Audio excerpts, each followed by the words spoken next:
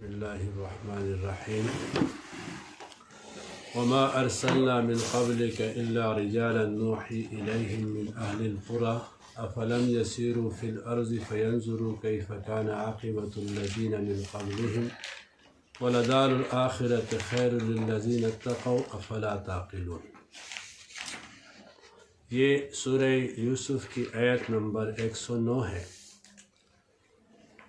یہ آخری حصہ ہے اس سورت کا، اور اس میں اللہ جل شانہ ایک شبے کا، ایک اعتراض کا جواب دے رہے ہیں کہ مشرکین مکہ حضور پاک صلی اللہ علیہ وسلم پر اعتراض کرتے تھے نبوت کے متعلق، اور اعتراض یہ تھا کہ آپ اللہ کے نبی نہیں ہو سکتے، اس لیے کہ انبیاء وہ فرشتے ہونی چاہیے، نوری ہونی چاہیے، نور سے بنا ہوا جو ہے وہ نبی ہو سکتا ہے، بشر انسان نبی نہیں ہو سکتا۔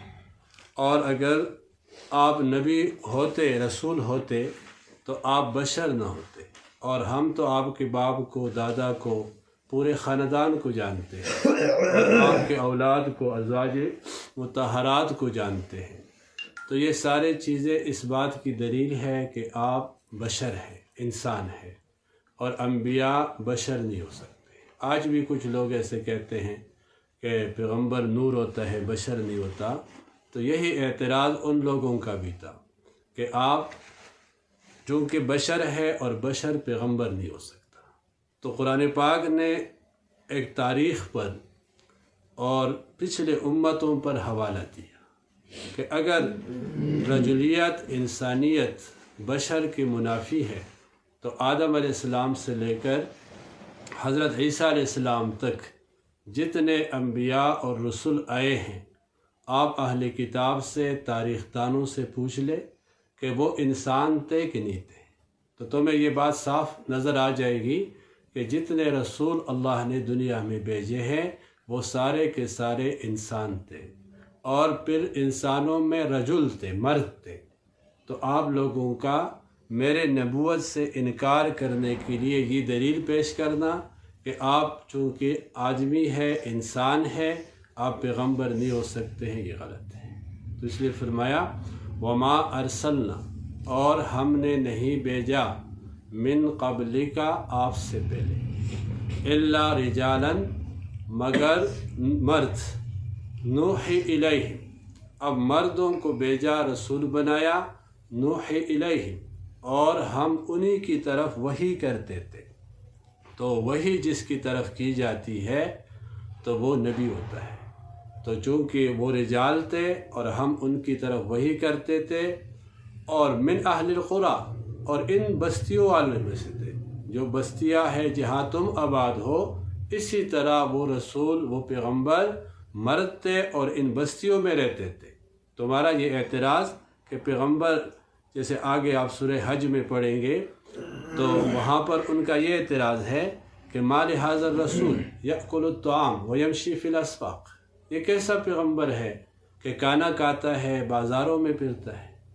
تو قرآن نے جواب دیا کہ جو ہم نے پہلے پیغمبر بھیجے تھے من اہل القرى، وہ ان بستیوں والے تھے، مکانوں والے تھے، گھروں والے تھے، بیویوں والے، بچوں والے تھے، تو یہ نبوت کے ساتھ منافی نہیں ہے۔ پھر ان کو ترغیب دیا کہ تم اگر یہ نہیں جانتے ہو، تاریخ نہیں جانتے ہو، اور تمہیں پچھلے امتوں اور انبیاء کے متعلق پتہ نہیں ہے، تو افلم یسیروا فی الارض، آیا یہ لوگ نہیں پھرتے ہیں، آیا یہ لوگ نہیں سفر کرتے ہیں زمین میں؟ فینظروا، جب سفر کریں گے تو یہ دیکھ لے کیف کان عاقبۃ الذین من قبلہم، کہ کس طرح تھا انجام ان لوگوں کا جو ان سے پہلے تھے، یعنی جو نبی کو نہیں مانتے تھے یا رسالت کے منکر گزرے ہیں۔ تو تاریخ دیکھو، قوم نوح سے لے کر آخر تک سارے تاریخ کو اٹھا کے دیکھ لو، ان کو اللہ نے تباہ کیا ہے۔ تو اگر تم اس نبی کی نبوت کو نہیں مانتے ہو تو اللہ تمہیں تباہ کر دے گا۔ تو کیفا، کس طرح تھا، کانا تا عاقبۃ الذین، انجام ان لوگوں کا من قبلہم جو ان موجودہ مکے کے مشرکین منکرین رسالت سے پہلے جو لوگ گزرے ہیں امتیں ہیں ان کا انجام کیا تھا۔ وَلَدَارُ الْآخِرَةِ اور چونکہ نبی کے ماننے پر آخرت بنتا ہے اور نبی کی نبوت اور رسالت سے انکار کرنے پر آخرت برباد ہوتا ہے، تو اگر تم نے اپنے آخرت کو بنانا ہے اور نبی پاک صلی اللہ علیہ وسلم کو مان لیا تو دار الآخرہ خیر للذین اتقوا، آخرت کا گھر بہت بہتر ہے ان لوگوں کے لیے جو تقوی اختیار کرتے ہیں۔ اب تقوی کیا ہوتا ہے؟ حضرت عمر رضی اللہ تعالیٰ عنہ بخاری شریف کی روایت ہے کہ ایک دن ابی بن کعب رضی اللہ تعالیٰ عنہ سے پوچھا، صحابہ میں کچھ لوگ کچھ باتوں میں مخصوص تھے اور ان کو خصوصیت حاصل تھی۔ حضرت عمر جان خود فرماتے ہیں کہ ہمارے صحابہ میں قرآن کا سب سے بڑا ماہر جو ہے وہ ابی بن کعب ہے، ابی اقرأنا، وہ ہم میں سے قرآن کا بہت بڑا قاری ہے۔ اور حضرت علی رضی اللہ تعالیٰ عنہ کے بارے میں فرمایا اخزان علی، فیصلے کی مہارت حضرت علی کو حاصل ہے۔ تو ابی بن کعب چونکہ قرآن میں ماہر تھا، خود حضور پاک صلی اللہ علیہ وسلم نے ان کو بٹا کر اور کہا، ایک روایت میں آتا ہے کہ ابی مجھے قرآن سناؤ، تو انہوں نے کہا یا رسول اللہ میں کیسے قرآن سناؤں، قرآن تو آپ پر نازل ہوا ہے۔ تو حضور نے فرمایا کہ مجھے جبریل نے حکم لایا ہے اللہ کی طرف سے کہ ابی سے قرآن سنو۔ تو اتنی خصوصیت تھی، ان کی مہارت تھی۔ تو ابی بن کعب رضی اللہ تعالیٰ عنہ سے جب پوچھا کہ جو قرآن میں آتا ہے کہ تقوی، یہ تقوی کیا ہوتا ہے، اس کی مثال ہمیں سمجھا دو، تو ابی بن کعب رضی اللہ تعالیٰ عنہ نے حضرت عمر رضی اللہ عنہ سے پوچھا کہ آپ کئی جھاڑیوں والے زمین میں، جہاں پر جھاڑیاں ہو، کانٹے دار زمین ہو، اس میں آپ نے کہیں سفر کیا ہے، آپ کہیں گزرے ہیں؟ تو عرب تو سارے اونٹ چراتے تھے، اور عمر رضی اللہ تعالیٰ کے بارے میں تو مشہور ہے، خلافت کے بعد فرماتے تھے کہ عمر اپنے داڑھی پکڑ کے کہہ رہا تھا کہ آج 22 لاکھ مربع میل پر تو خلیفہ ہے، تجھے وہ وقت یاد ہے کہ تیرا والد کہہ رہا تھا کہ عمر تو اونٹ چرانا تمہیں نہیں آتا تو کیا کرے گا؟ آج اللہ نے قرآن کی وجہ سے اتنا بڑا حیثیت دی۔ تو عمر نے کہا میں نے تو اونٹ چرائے ہیں، مجھے پتہ ہے کہ جھاڑیوں میں آدمی جب گزرتا ہے کانٹے دار جھاڑیوں میں تو کیا کرتا ہے؟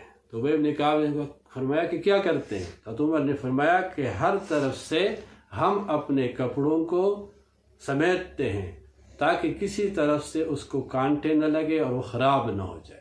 تو ابی بن کعب رضی اللہ عنہ نے فرمایا کہ تقوی یہی ہے کہ اپنے آپ کو ہر طرف سے گناہوں سے سمیٹ لو، اپنے کان کو غلط باتیں سننے سے روک لو، اپنے آنکھ کو غلط دیکھنے سے روک لو، اپنے ہاتھ کو غلط کاموں سے روک لو، اپنے پاؤں کو غلط جگہ کی طرف جانے سے روکو گے، اس کو تقوی کہتے ہیں۔ تو اس لیے فرمایا کہ آخرت کا گھر بہت بہتر ہے، لیکن کن کے لیے ہے؟ للذین اتقوا، ان لوگوں کے لیے جو تقوی اختیار کرتے ہیں۔ افلا تعقلون، آیا پس تم عقل سے کام نہیں لیتے ہو؟ یہ ہے تو سوال، جیسے آپ کسی کو کہتے ہیں آپ یہ کام نہیں کرتے ہیں، لیکن اس کے اندر حکم مقصود ہوتا ہے، یہ کام کرو۔ مثلا ایک بچہ پڑھ نہیں رہا، استاد اس کو کہتے ہیں آپ نہیں پڑھتے، تو مطلب کیا ہوتا ہے؟ پڑھو۔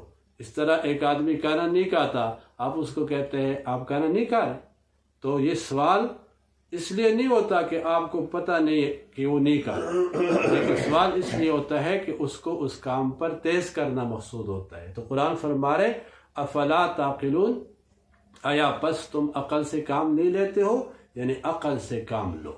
عقل کو قرآن کے ماتحت بنانا ہے، اس لیے کہ جو آدمی خالص عقل کے پیچھے چلتا ہے تو وہ گمراہ ہوتا ہے۔ جتنے فلاسفہ ہیں، جتنے لوگ ہیں جو دنیا کو قدیم سمجھتے ہیں، وہ لوگ ہیں جو عقل کے پیچھے چلتے ہیں۔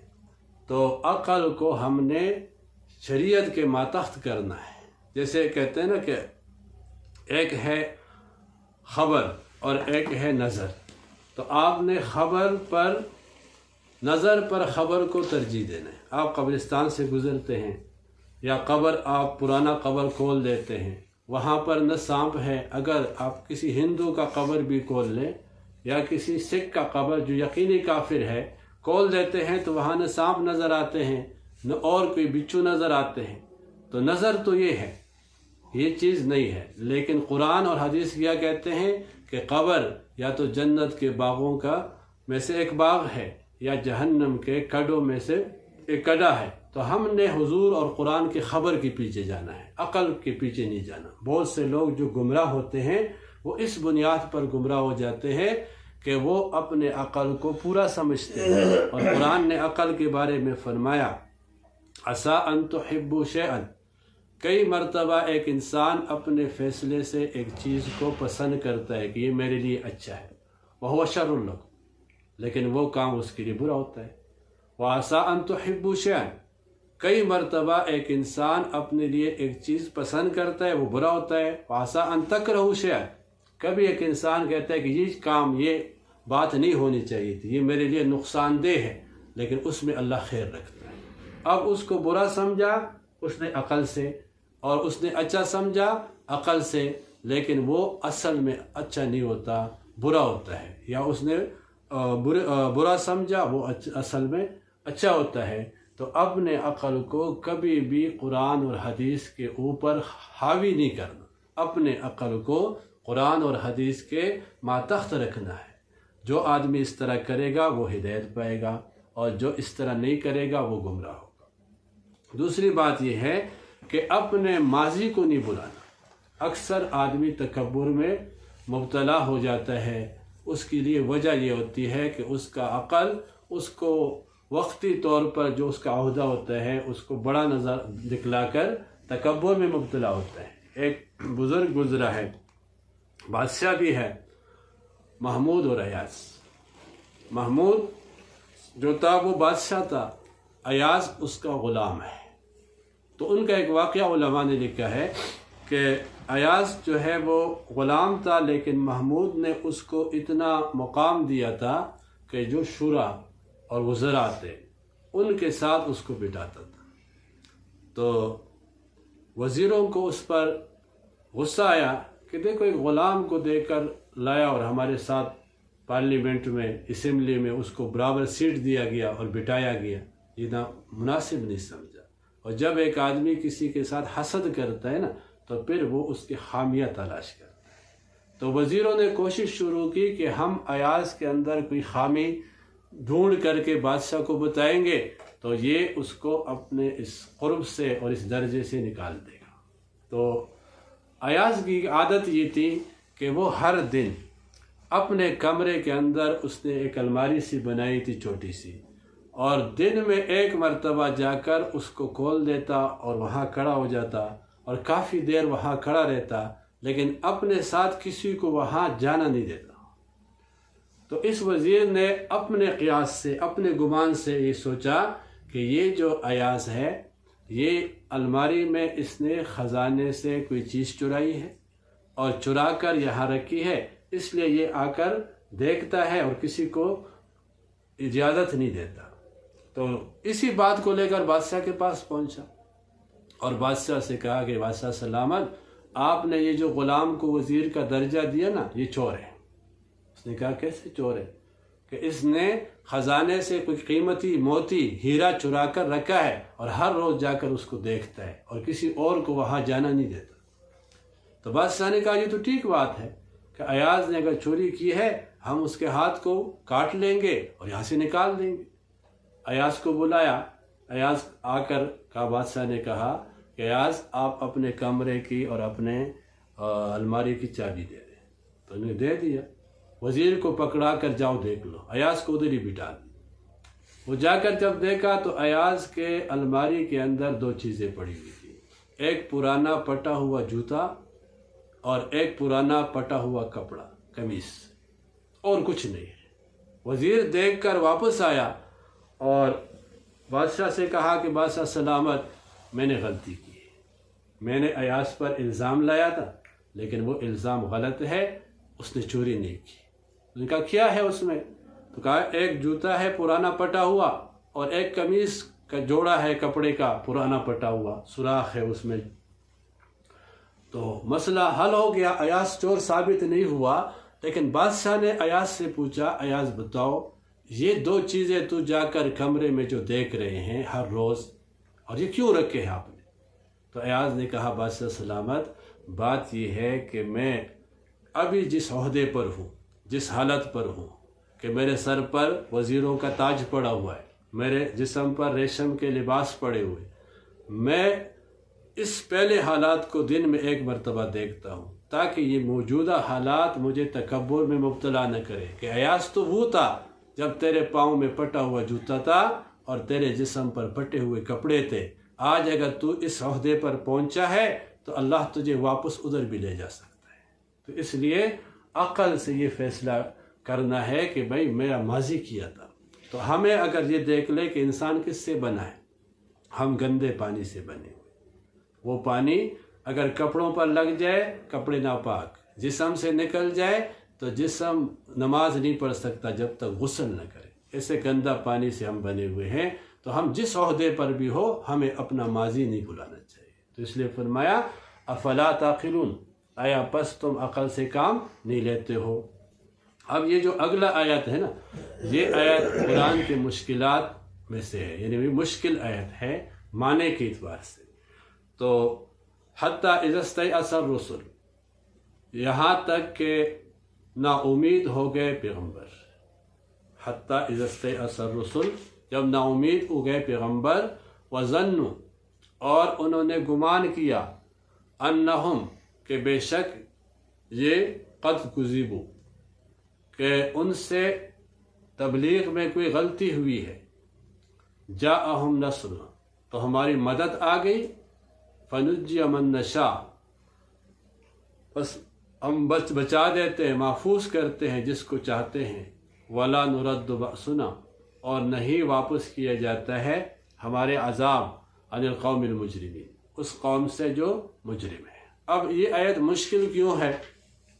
اس آیت کے ظاہر پر ایک اشکال ہے، وہ یہ ہے کہ ہم جب اللہ کی مدد مؤخر ہوگی، یہ حتیٰ کے ساتھ لفظ چھپا ہوتا ہے، فتراح نصرنا، یہاں لکھا ہوا نہیں ہے، فتراح نصرنا، ہماری مدد مؤخر ہوگی، لڑائی میں کافروں کے ساتھ لڑنے میں اللہ کی مدد تاخیر ہوگی اس میں۔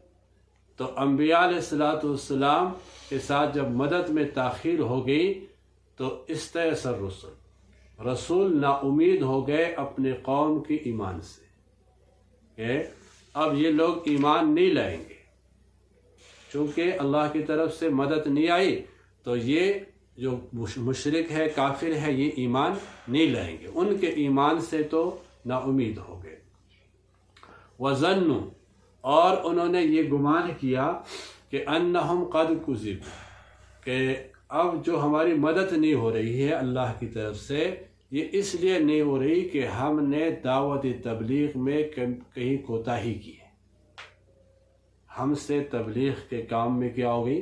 اس لیے تبلیغی حضرات جب کہتے ہیں نا کہ لوگ جماعت تیار نہیں ہوتا، لوگ نہیں نکلنے کے لیے تیار ہوتے، تو لوگ کہتے ہیں اپنے عمل کو دیکھو، اپنے بارے میں کیا کرو، سوچو۔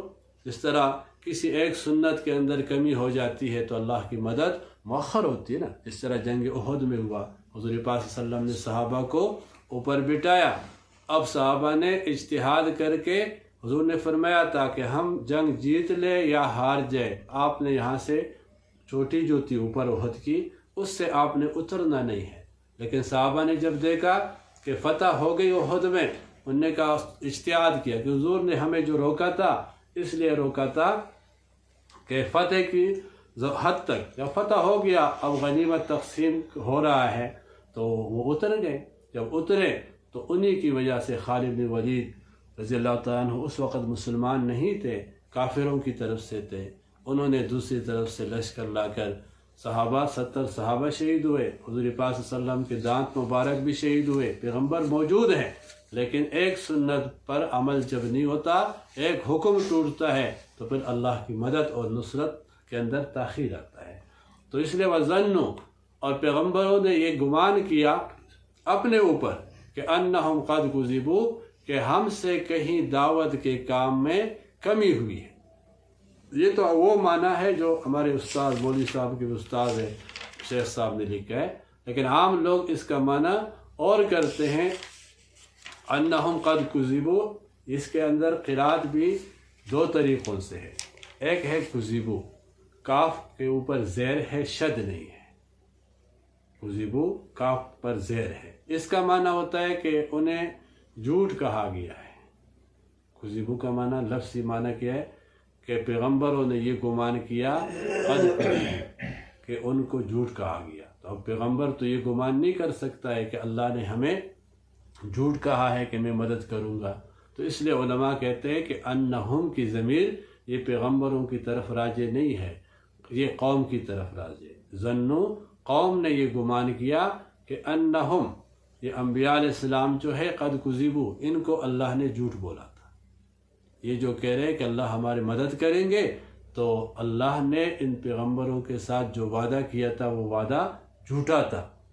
تو عائشہ رضی اللہ تعالیٰ عنہا کہ یہاں پر بخاری شریف کتاب التفسیر میں ہے کہ یہ قد کذبوا ہے، یہاں پر کذبوا نہیں ہے بلکہ یہاں پر کیا ہے، کذبوا ہے۔ کذبوا کا معنی ہے کہ ہمیں جھٹلایا گیا، پیغمبروں نے گمان کیا کہ ہمیں قوم نے کیا کر دیا۔ اس پر اعتراض نہیں ہوتا، پیغمبروں کو ظن پر معنی یقین کے ہوگا کہ پیغمبروں نے، یہ عربی کے الفاظ جو ہوتے ہیں نا، اس لیے استاد سے پڑھنا قرآن ضروری ہے۔ ایک آدمی اگر کہے کہ میں اردو ترجمہ یا تفسیر لے کر قرآن سیکھوں گا نا، وہ گمراہ ہو جائے گا۔ اس لیے یہاں پر یہی ایک ظن کا لفظ ہے، یہ یہاں پر اس کا معنی یقین بھی ہے، جس طرح آپ نے پہلے پارے میں پڑھا ہے نا سورہ بقرہ کے اندر، یظنون انہم ملاقو ربہم، کہ وہ لوگ جو یقین کرتے ہیں کہ ہم قیامت میں اللہ کے سامنے جائیں گے۔ دیکھو قیامت کے بارے میں تو ہمارا شک نہیں ہے، ظن تو نہیں ہے، ظن تو کہتے ہیں ویسے خیال سا ہوتا ہے۔ جس کا خیال ہو قیامت کے بارے میں، عقیدہ نہ ہو، تو وہ تو مسلمان نہیں ہو سکتا۔ تو اس لیے قرآن کے اندر جو الفاظ ہوتے ہیں وہ کئی جگہ کئی معنوں میں کیا ہوتے ہیں۔ اسی سورہ یوسف میں آپ نے پڑھا کہ یوسف علیہ السلام کے والد صاحب کو بیٹوں نے کہا کہ یہ آپ جو ہے ان ابانا لفی ضلال مبین، ہمارا باپ جو ہے فی ضلال مبین۔ تو اب ضلال مبین جو ہے وہ اگر عام معنی آپ کریں نا عربی کے اعتبار سے ضلال کا، تو اس کا معنی ہوتا ہے گمراہی۔ تو اب یعقوب علیہ السلام کے پوتے اور بیٹے اپنے باپ کو گمراہ نہیں کہہ سکتے، اس لیے کہ پیغمبر کو گمراہ کہنا آدمی کافر ہو جاتا ہے۔ وہاں پر ضلال کا معنی گمراہی نہیں ہے، ان ابانا لفی ضلال مبین، وہاں گمراہی کا معنی نہیں ہے۔ گمراہی کا معنی کرو گے تو پیغمبر کو اگر کوئی آدمی گمراہ کہتا ہے تو وہ تو کافر ہو جاتا ہے۔ تو وہاں ضلال کا معنی ہوتا ہے سادہ ناخبر، کہ ہمارے دادا کو اس بات کا خبر نہیں ہے۔ اس لیے قرآن کے ہر لفظ استاد سے پڑھیں گے۔ یہ جو بڑے بڑے گمراہ ہوئے ہیں نا، یہ جو کہتے ہیں مدودی صاحب نے کافی چیزیں غلط لکھ لی، یا یہ جو اپنا بڑا سمجھتے ہیں، کیا نام ہے اس کا، بریلوی احمد رضا خان صاحب، اس کو جو سمجھتے ہیں، اس طرح یہ جو سر سید تھا، ان کا یہ ذہین تو تھے لیکن ان کا حدیث کا کوئی استاذ نہیں ہے۔ ان تینوں نے حدیث نہیں پڑھی، حدیث استاد سے نہیں پڑھی۔ مدودی صاحب نے تفسیر قلم اس کا آپ دیکھ لیں نا، آپ حیران ہو جائیں گے کہ ان کا مضمون کیسا ہے، عجیب عجیب اس نے لکھا ہے۔ بڑے بڑے مفسر نہیں لکھ سکتے، ان کی تفسیر اگر آپ کھول کے دیکھیں نا، آپ حیران ہو جائیں گے، اور اتنے تاثیر ہے اس میں۔ لیکن وہ غلط کیوں ہوا ہے؟ کئی انبیاء علیہ السلام کے پیچھے باتیں کی، کبھی صحابہ کے پیچھے کی، صحابیات کے پیچھے کی، عائشہ کو نعوذ باللہ زبان دراز کہہ دیا، یونس علیہ السلام کو گناہگار کہہ دیا۔ اس کی وجہ یہی تھی کہ انہوں نے استاد سے نہیں پڑھی تھی، اپنے دماغ سے، اپنے علم سے کیا کر دیا تھا، تشریح کیا تھا۔ تو یہ جو سند ہوتا ہے نا حدیث کا، قرآن کا، اس کا بہت بڑا تاثیر ہوتا ہے، اور عام آدمی گمراہی سے بچ جاتا ہے۔ بعض وقت استاذ کم ذہن ہوتا ہے، استاذ کم اتنا ذہین نہیں ہوتا، لیکن اس سے پڑھنے والے ذہین ہوتے ہیں، تو اس استاد سے پڑھا ہوا آدمی وہ کام کر سکتا ہے جو استاد نہیں کر سکتا۔ اور حضور نے یہ فرمایا، حدیث میں ہے، رب مبلغ او عام سامع، بہت مرتبہ ایسا ہوتا ہے جو آدمی مجھ سے براہ راست حدیث سنتا ہے، حضور فرماتے ہیں، اس سے وہ آدمی زیادہ ذہین ہوگا جس کو یہ پہنچائے گا۔ جس نے مجھ سے پڑھا ہے اس سے وہ زیادہ ذہین ہوگا جس کو اس نے پہنچایا۔ اسی وجہ سے لوگ کہتے ہیں امام ابو حنیفہ رحمۃ اللہ علیہ نے دین کے اندر وہ اجتہادات کیے تھے جو صحابہ کے دور میں نہیں تھے۔ فقہ جو ترتیب دیا ہے اور مسائل نکالے ہیں، وہ اجتہادات اس دور میں ضرورت بھی نہیں تھا، حضور کے دور میں، پھر صحابہ تابعین کے دور میں اتنا اور کسی نے نہیں کیا جو کس نے کیا۔ تو اس لیے استاد سے پڑھنا یہ ضروری ہے۔ تو ظنوا، انہوں نے گمان کیا، انہم قد کذبوا، کہ یقین کیا کہ ہمیں جھوٹ بولا گیا اس انبیاء علیہ السلام کو، تو جاءہم نصرنا، تو آ گیا ان کے پاس ہماری مدد، فنجی من نشاء،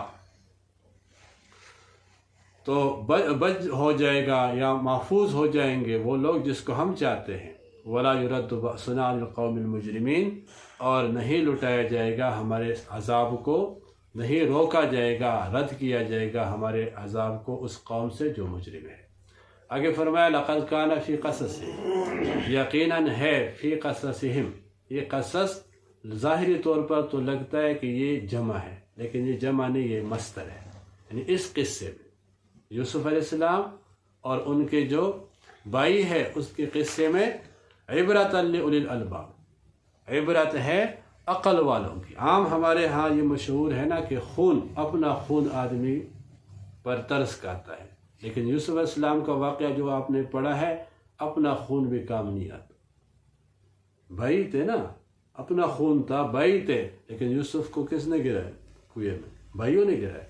کبھی آپ کو اپنا خون بھی نقصان پہنچاتا ہے، اور اس میں اس طرف بھی اشارہ ہے کہ آپ دین کا کام اگر کریں گے تو کبھی آپ کو تکلیف غیروں سے ہوگی، اور کبھی آپ کو تکلیف اپنے گھر سے بھی ہو سکتی ہے۔ گھر والے بھی آپ کو تنگ کریں گے اور آپ سے ایسے مطالبات کریں گے جو آپ دین کو وقت نہیں دے سکیں گے۔ اچھا، ما کان حدیثا، نہیں ہے یہ قرآن کوئی ایسی بات یفترا جو گڑی ہوئی ہو، بنائی ہوئی ہو۔ یہ قرآن کے بارے میں کہتے ہیں نا اصغاث، یہ پرانے لوگوں کے قصے ہیں، اساطیر الاولین، پہلے لوگوں کے بنائے ہوئے قصے ہیں۔ آگے آپ پڑھ چکے ہوں گے سورہ یونس کے اندر کہ وہ کہتے ہیں کہ اس کو ایک آدمی ہے اور وہ حضور کو لکھواتا ہے، پڑھاتا ہے، پھر یہ آ کر ہمیں کیا کر دیتا ہے؟ قرآن سناتا ہے۔ تو قرآن نے جواب دیا ما کان حدیثا، یہ قرآن نہیں ہے وہ بات یفترا جس کو جھوٹ بنایا گیا ہو، افتراء نہیں ہے، جھوٹ نہیں ہے، ولیکن تصدیق الذی بین یدیہ، لیکن یہ قرآن نازل کیا گیا ہے تصدیق الذی، ان کتابوں کے تصدیق کے لیے، بین یدیہ، جو اس سے پہلے ہے۔ اب قرآن اس کا تصدیق کیسے کرتا ہے؟ قرآن تو اس کو منسوخ کر رہا ہے، قرآن تورات انجیل کو منسوخ کر رہا ہے، اور یہاں پر کہتا ہے کہ قرآن ان کا تصدیق کر رہے ہیں۔ تصدیق اس طرح کرتے ہیں کہ ان کے اندر جو عقیدہ تھا، تورات میں جو عقیدہ تھا، انجیل میں جو عقیدہ تھا، زبور میں جو عقیدہ تھا، قرآن اسی عقیدے کا بیان کر رہا ہے۔ دیکھو حدیث میں آتا ہے کہ انبیاء علیہ السلام، آدم علیہ السلام سے لے کر عیسیٰ علیہ السلام تک، محمد رسول اللہ صلی اللہ علیہ وسلم تک، سب کا عقیدہ ایک ہے، اللہ کے بارے میں، قیامت کے بارے میں، جنت جہنم کے بارے میں عقیدہ ایک ہے، صرف عبادت کے طریقے میں فرق ہے۔ عبادت کیسے کیا جائے، نمازیں کتنے پڑھنی ہے، روزہ کتنے رکھتے ہیں، تعداد میں کمی زیادتی ہو سکتی ہے، لیکن عقیدے میں کوئی فرق۔ تو قرآن تصدیق کر رہا ہے ان لوگوں کا، ان کتابوں کا، بین یدیہ، جو اس قرآن سے پہلے کتابیں گزری ہے، قرآن اس کا تصدیق کر رہے۔ اور ایک تصدیق یہ بھی ہے کہ ان کتابوں میں، انجیل میں، زبور میں، تورات میں محمد الرسول اللہ صلی اللہ علیہ وسلم کے آنے کا ذکر تھا۔ تو جب قرآن نازل ہوا، اس نزول نے اور آپ کے آنے نے اس بات کی کر دی، تصدیق کر دی۔ حدیثوں میں آتا ہے کہ جس دن میں حضور پاک صلی اللہ علیہ وسلم پیدا ہوئے، جس رات میں صبح کے ٹائم، اس وقت اسرائیل سے یہودیوں نے اپنے 2 قاصد بھیجے تھے۔ ان کو تاریخ پتہ تھا کہ یہ دن ہے اور یہ شہر ہے اور ان کے ہاں یہ آخری نبی پیدا ہوں گے۔ تو علماء نے لکھا ہے کہ انہوں نے 2 آدمی بھیجے اور جا کر مکے میں پتہ کرو، تو اس رات کہتے ہیں کہ 10-12 بچے پیدا ہوئے تھے۔ جس دن حضور پاک صلی اللہ علیہ وسلم پیدا ہوئے اسی دن مکے کے اندر، اور سب کا نام محمد تھا، سب کا نام محمد رکھا گیا۔ لیکن یہ جب ایک ایک گھر جاتے پتہ کرتے تو وہ بتا دیتے کہ ہاں ہمارے ہاں بچہ پیدا ہوا ہے، تو کہتے کیا نام ہے؟ کہتے محمد۔ تو وہ وہی تھا۔ پھر یہ پوچھتے تھے کہ جب پیدا ہوا تو کس حالت میں تھے؟ وہ کہنے لگے کہ جب پیدا ہوئے تو ان کی حالت یہ تھی کہ مغسول، آپ صلی اللہ علیہ وسلم کو غسل نہیں دیا گیا، پہلے سے غسل شدہ تھا۔ پھر پوچھا کہ ختنے کا کیا تو انہوں نے فرمایا کہ کانا مختون، جب جو آخری نبی ہے وہ یہ ہے۔ تو وہ یہودی جانتے، اس لیے آپ نے پہلے پارے کے آخر میں پڑھا نا، یعرفونہم کما یعرفون ابناءہم، یہ حضور کو ایسے جانتے ہیں جیسے ایک باپ اپنے بیٹے کو جانتے ہیں۔ تو اس لیے فرمایا کہ یہ قرآن تصدیق کر رہا ہے اس بات کا جو تورات میں لکھا ہوا تھا کہ آخری نبی ہے۔ تصدیقاً لذی بین یدیہ و تفصیل کل شیء، قرآن ہر چیز کا تفصیل ہے۔ اب ہر چیز سے مراد یہاں پر یہ دیکھو، یہاں بھی عربی کا ایک قاعدہ ہے، کل شے کا معنی ہوتا ہے ہر چیز۔ تو اس سے معلوم ہوتا ہے کہ ظاہر آپ ترجمہ عربی دیکھیں نا تو قرآن میں ہر چیز لکھا ہوا ہے، تو قرآن میں مولوی فقیر صاحب کا نام کدھر ہے؟ آپ کا نام کدھر ہے؟ میرا نام قرآن میں کدھر ہے؟ تو قرآن کس سے کہہ رہا ہے کہ تفصیل کل شے؟ اس کو عربی میں کہتے ہیں کل استغراقی، اور ایک ہوتا ہے کل عرفی، علماء کا اصطلاح ہے۔ عام کل استغراقی کا مطلب ہوتا ہے نا کہ جہاں آپ کہتے ہیں ہر چیز جو سب مراد ہو، دنیا کے ساری چیزیں مراد ہو، اس کو کہتے ہیں کل استغراقی۔ اور ایک ہوتا ہے کل عرفی، لوگ عام عرف میں اپنے رواج میں اس کو سب سمجھتے ہیں، حقیقت میں وہ سب، جیسے آپ مولوی صاحب سے پوچھیں آپ کے گھر میں کیا ہے، مولوی صاحب کہتے ہیں ہمارے گھر میں سب کچھ ہے۔ اب سب کچھ ہے، عمران خان کدھر ہے؟ نہیں ہے نا، بہت سے لوگ نہیں ہیں، لیکن ہم سب کچھ کہتے ہیں تو سب کچھ سے مراد کیا ہوتا ہے؟ جو گھر کی ضرورتیں ہوتی ہیں، گھر کی جو ضروریات ہوتی ہے وہ مراد ہوتی ہے، دنیا کی ساری چیزیں مراد نہیں ہوتی۔ تو یہاں پر بھی جو قرآن کہہ رہا ہے تفصیل کل شے، قرآن کے اندر سب چیزوں کا تفصیل ہے، یعنی جو شریعت کی ضرورت ہے، جو دین کی ضروریات ہے۔ جس طرح گھر کی ضروریات سارے ہوتے ہیں تو لوگ کہتے ہیں میرے گھر میں سب کچھ ہے، تو اس طرح یہاں پر بھی قرآن سارے لوگوں کے نام کا تفصیل نہیں کرتا، سارے دنیا کی چیزوں کا نام۔ اس لیے ہم بریلوی کو کہتے ہیں کہ علم آدم الاسماء کلہا، وہ کہتے ہیں آدم علیہ السلام سارے نام جانتے تھے تو محمد رسول اللہ کیوں نہیں جانتے؟ آدم علیہ السلام کو سارے نام بتائے گئے تھے تو محمد رسول اللہ کا درجہ تو اوپر ہے، آپ کیوں عالم الغیب نہیں؟ تو ہم کہتے ہیں علم آدم الاسماء کلہا کا مطلب یہ ہے کہ جو ضرورت کی چیزیں تھی اس کا کیا کر دیا؟ نام بتایا تھا۔ یہ نہیں کہ آدم علیہ السلام کو دنیا کے سارے ذرات کی تعداد بتائی، سارے پتوں کی تعداد بتائی، سارے انسانوں کی اعمال بتائی، یہ نہیں بتایا تھا۔ ورنہ آدم علیہ السلام درخت سے کیوں کہتے؟ عالم الغیب ہوتا درخت سے کیوں کہتے؟ پھر 1 سال یا اتنا عرصہ کیوں روتے ہیں؟ تو علم غیب صرف اللہ کے پاس ہوتا ہے، اللہ کے پاس علاوہ کوئی عالم الغیب نہیں ہے۔ تو کہتا ہے کہ یہ تفسیر کل شیء و ہدن، تو قرآن میں عقائد کے، شریعت کے ساری باتیں موجود ہیں۔ اور آگے فرمایا ہدن، قرآن ہدایت ہے کہ اس سے آپ ہدایت حاصل کریں۔ ہدایت کیا کہتے ہیں کہ آپ کو جب ضرورت پڑے نا کہ میں نے عقیدہ کیا رکھنا ہے، پیغمبر اسلام کے بارے میں کیا عقیدہ رکھنا ہے، قیامت کے بارے میں کیا رکھنا ہے، تو یہ رہنمائی ہم کہاں سے حاصل کریں گے؟ قرآن سے۔ اگر ہم رہنمائی اخباروں سے، ڈائجسٹوں سے اور قصوں سے حاصل کریں گے، ہم گمراہ ہو جائیں گے۔ آج جو دنیا کے اندر فرقے بن رہا ہے، لوگ گمراہ ہو رہے ہیں، اس کی وجہ یہی ہے کہ ہم قرآن سے دور ہیں۔ دیکھو شیطان کی زندگی کے 2 مقاصد ہیں، شیطان نے اپنے زندگی کے 2